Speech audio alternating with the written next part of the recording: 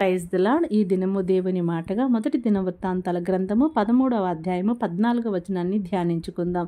దేవుని మందసము ఒబేదెదోము ఇంటిలో అతని కుటుంబమునద్ద 3 నెలలుండగా యెహోవా ఒబేదెదోము ఇంటి వారిని అతని సొత్తంతటిని ఆశీర్వదించును అని వాక్యం సెలవిస్తూ ఉన్నది.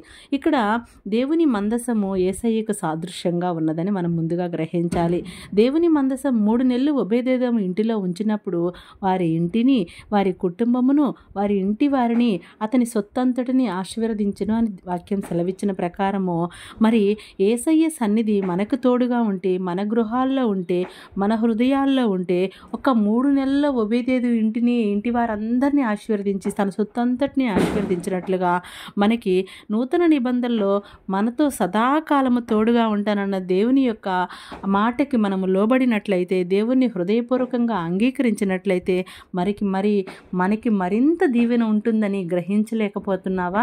అయితే ఈ దినమే దేవుణ్ణి విశ్వసించు. నీ హృదయములో ఆయనే సజీవుడైన దేవుడు, నిజమైన దేవుడని అంగీకరించు. ఆ రక్షణలోకి నువ్వు వెళ్ళేటువంటి వ్యక్తిగా ఉండాలని మనస్ఫూర్తిగా కోరుతున్నాను. Thank you. Praise the lord.